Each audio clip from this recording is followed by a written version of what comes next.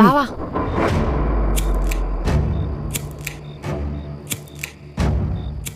వాడితో ఏ సుఖాన్ని అనుభవించు, కానీ పెళ్లి మాత్రం నాతోనే. అర్థమైందా?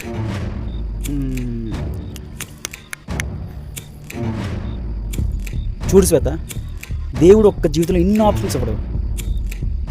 వాడుండే ఏరియా చుట్టూ మా వాళ్ళే. ఒక్క మాట చెప్పాననుకో, వాడి శవాన్ని కూడా దొరకనివ్వడు. అందుకే వాడు బ్రతికుండాలంటే నువ్వు నా కాళ్ళ దగ్గర రావాల్సిందే. శ్వేత, నేను చెప్పాననుకో చేస్తాను, నీకు తెలుసు. అర్థమైందా? ఏయ్, అయినా చిన్నప్పటి నుంచి నన్ను చూస్తున్నావు కదే, నాలో లేని వాళ్ళే ఉంది. నాతో ఉండు, సుఖపడతావు. బావా ప్లీజ్. నీకు వేరే ఆప్షన్ లేదు, నేను తప్ప. వాడిని మర్చిపో, గుర్తుపెట్టుకో.